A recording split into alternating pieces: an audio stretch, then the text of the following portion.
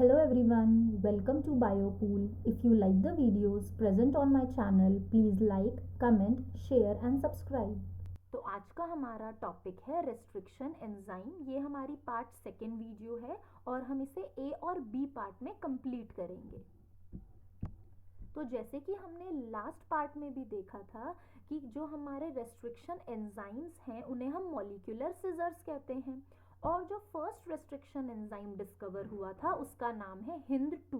तो अब सबसे पहले समझते हैं जो हमारे रेस्ट्रिक्शन एंजाइम्स होते हैं उनकी जो नेमिंग है वो किस तरह से होती है और उनका क्या सिग्निफिकेंस है।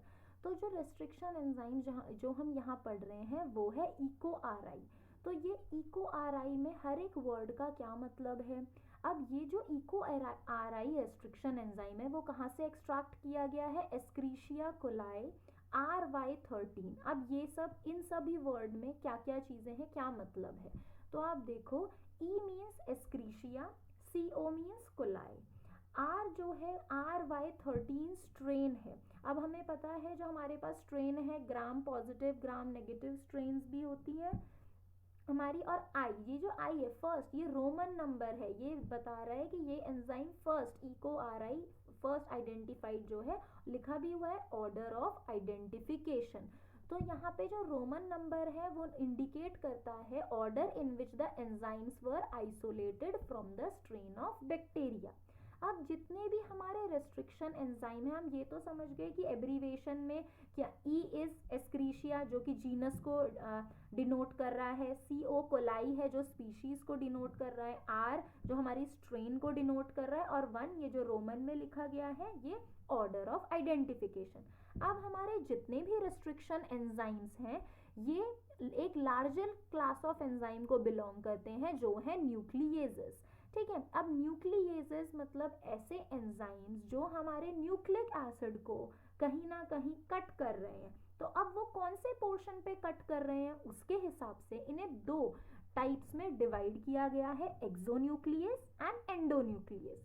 तो एक्सोन्यूक्लियस क्या करते हैं, exo means outside, nuclease nucleic acid को कट करेंगे डीएनए या आरएनए। तो ये रिमूव करते हैं न्यूक्लियोटाइड को from the end of the DNA. तो आपका जो भी डीएनए की स्ट्रेच है उसके एंड साइड पे जो भी कट लगाएंगे उन रेस्ट्रिक्शन एंजाइम्स को कहते हैं एक्सोन्यूक्लियस। इसके बिल्कुल ऑपोजिट होते हैं एंडोन्यूक्लियस जो कट करते हैं एक स्पेसिफिक पोजीशन में विद इन द डीएनए। जैसे मैंने आपको लास्ट वीडियो में हिंद 2 का बताया था, एक स्पेसिफिक सीक्वेंस होती है जिसे हम क्या कहते हैं, रिकॉग्निशन सीक्वेंस। तो वो सीक्वेंस को इंस्पेक्ट करेगा हमारा रेस्ट्रिक्शन एंजाइम, ढूंढेगा कि वो कहाँ है डीएनए में, वो जो भी हमारे पास स्ट्रेच ऑफ फ्रेगमेंट है डीएनए का उसमें, और अब वहीं पे स्पेसिफिक कट लगाएंगे तो वो वर्क करते हैं endonucleases. Endo means inside, within the, हमारा जो within the DNA strand है, जो डीएनए फ्रेगमेंट है।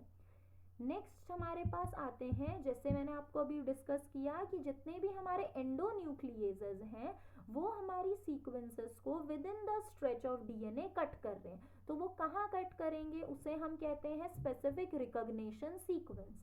अब वो रिकॉग्निशन सीक्वेंस हर एक रेस्ट्रिक्शन एंजाइम के लिए अलग अलग होती है। जैसे कि ये N क्या बता रहा है, N मीन्स और भी नंबर ऑफ न्यूक्लियोटाइड्स हैं हमारे डीएनए में। तो जहाँ पे GG मतलब यहाँ है ना GGTCC, तो इको RI2 वहाँ पे कट करेगा जहाँ पे GGTCC सीक्वेंस होगी डीएनए में। ठीक है, अब जैसे हिंद 2 का है, यहाँ पे आप देख सकते हो सीक्वेंस दी गई है ALU1 BAMH1। तो ये सारे आपके डिफरेंट एंजाइम्स हैं, रेस्ट्रिक्शन एंजाइम जो कट करते हैं डीएनए को इन स्पेसिफिक सीक्वेंसेस पे, और ये स्पेसिफिक सीक्वेंस कहलाती हैं आपकी रिकॉग्निशन सीक्वेंसेस। तो रेस्ट्रिक्शन, जो हमारा रेस्ट्रिक्शन एंडोन्यूक्लियस है वो रिकॉग्नाइज करता है स्पेसिफिक पैलिंड्रोमिक न्यूक्लियोटाइड सीक्वेंस।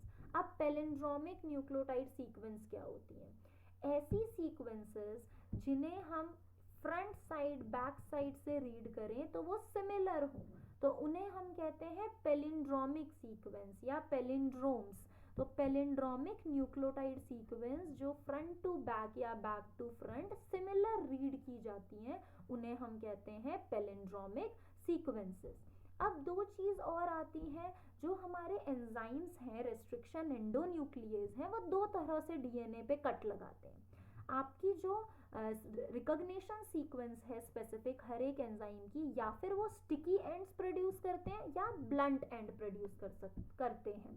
अब आप देखो स्टिकी एंड किस तरह से कट कर रहा है, जी पोर्शन से कट हुआ, यहाँ से एरो करके ये वाला पोर्शन जी, तो ये जी के मतलब जी और ए, ग्वानिन और एडेनिन के बीच में इसने कट लगाया, यहाँ पे भी ग्वानिन और एडेनिन के बीच में कट लगाया। तो आप देखो इस तरह की L shaped sequence, overhanging sequences जब प्रोड्यूस होते हैं उन्हें कहते हैं स्टिकी एंड्स। ब्लंट एंड्स आप देख सकते हो, एक सिंपल स्ट्रेट कट लगाया गया, तो ये कौन सा एंजाइम है, इको आर वी, और ये कौन सा है, Eco R I one, V मतलब ये फिफ्थ है और ये फर्स्ट है। तो ये वाला जो हमारा एंजाइम है ये कैसी सीक्वेंस प्रोड्यूस कर रहा है, ब्लंट एंड्स प्रोड्यूस कर रहा है, ठीक है, स्ट्रेट आप देख सकते हो, और स्टिकी एंड्स में ये ओवरहैंगिंग सीक्वेंस प्रोड्यूस कर रहा है।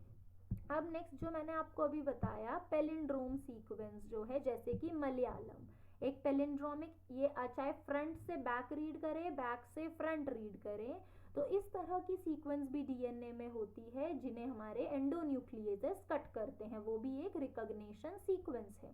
लिखा भी हुआ है वर्ड पैलिंड्रोम मतलब same word is read in both direction, ठीक है। तो इस तरह के ओरिएंटेशन को भी आपका जो रेस्ट्रिक्शन एंजाइम है एंडोन्यूक्लियस है वो कट करता है।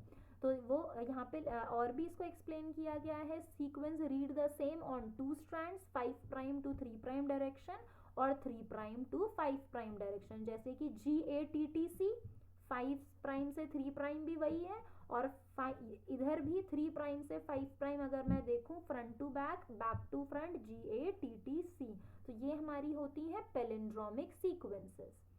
नेक्स्ट हमारे पास जो रेस्ट्रिक्शन एंजाइम है वो कट करते हैं डीएनए को little away from the palindromic sequence. अब जो मैंने अभी आपको बताया, आपकी रेस्ट्रिक्शन जो एंजाइम्स हैं, न्यूक्लियेजेस हैं, वो डीएनए को इस तरह से कट कर रहे हैं, आप देखो, तभी आपके स्टिकी एंड्स प्रोड्यूस होते हैं। तो इसकी वजह से ओवरहैंगिंग सीक्वेंस आती है जो कि स्टिकी एंड प्रोड्यूस करती हैं। तो आप देखो यहाँ पे आपका वेक्टर डीएनए हो गया, ये फॉरेन डीएनए हो गया। तो वेक्टर डीएनए को जब हमने फॉरेन डीएनए से अटैच किया, दोनों को हम सेम एंजाइम से कट करेंगे, स्टिकी एंड्स प्रोड्यूस होंगे और फिर वो एक रिकॉम्बिनेंट डीएनए बनाएंगे। और हमें पता है रिकॉम्बिनेंट डीएनए किससे मिलके बना है, आपका प्लाज्मिड और एक फॉरेन जो आपका डीएनए है या इंटरेस्ट फ्रेगमेंट है डीएनए की, उससे, और उन्हें कट किया गया रेस्ट्रिक्शन एंजाइम से, लाइगेट किया गया, ज्वाइन किया गया डीएनए लाइगेज से।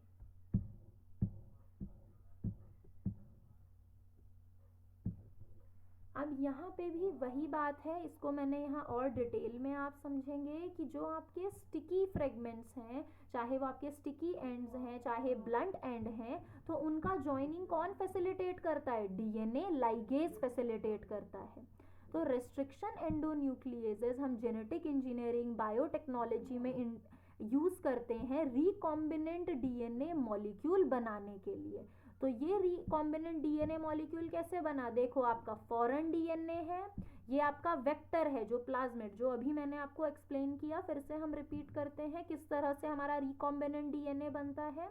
फॉरेन डीएनए जो हमें चाहिए उसे हम प्लाज्मिड में इंसर्ट करेंगे, और ये फ्रेगमेंट ऑब्वियसली हम कट करेंगे रेस्ट्रिक्शन एंडोन्यूक्लियस की हेल्प से, और फिर ये रेस्ट्रिक्शन फ्रेगमेंट्स जो हैं वो हम प्लाज्मिड के अंदर अटैच करेंगे, और ये अटैचमेंट किससे होगी, डीएनए लाइगेज की हेल्प से। अब आपके पास क्या बन गया, रिकॉम्बिनेंट डीएनए प्लाज्मिड बन गया। इसे हम होस्ट के अंदर डालेंगे, होस्ट के अंदर जब ये रिकॉम्बिनेंट डीएनए रेप्लिकेट होगा, मल्टीप्लाई होगा, और जो भी कॉपीज बनेंगी जिनमें ये रिकॉम्बिनेंट डीएनए प्लाज्मिड होगा, उन्हें हम कहेंगे ट्रांसफॉर्मेंट्स, क्योंकि वो ट्रांसफॉर्म हो चुके हैं। अब उनके पास न्यू जो है वो एक्स्ट्रा सेल्यूलर जो circular autonomously circular extra chromosomal जो डीएनए है, प्लाज्मिड है, जो कि रिकॉम्बिनेंट है, वो अब आने वाले सभी डिवाइडिंग सेल्स में प्रेजेंट है।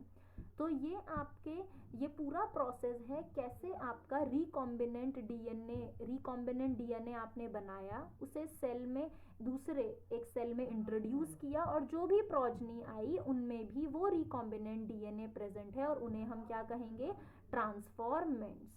तो रेस्ट्रिक्शन एंजाइम्स को हम यूज़ करते हैं आपके वेक्टर के साथ जो कि प्लाज्मिड है और हम क्रिएट करते हैं एक रिकॉम्बिनेंट डीएनए। हाँ, डायग्राम में भी आप देख सकते हो स्टिकी एंड्स और आपके ब्लंट एंड कैसे प्रोड्यूस होते हैं। इको RI जो है 1 वो आपका स्टिकी एंड प्रोड्यूस करता है, SMA1 ये आपका दूसरा रेस्ट्रिक्शन एंजाइम है जो कि ब्लंट एंड प्रोड्यूस करता है। इस वीडियो के नोट्स आपको मिलेंगे बायोपूल के टेलीग्राम चैनल पे और इसका लिंक आपके लिए नीचे डिस्क्रिप्शन बॉक्स में है। Thank you for watching the video.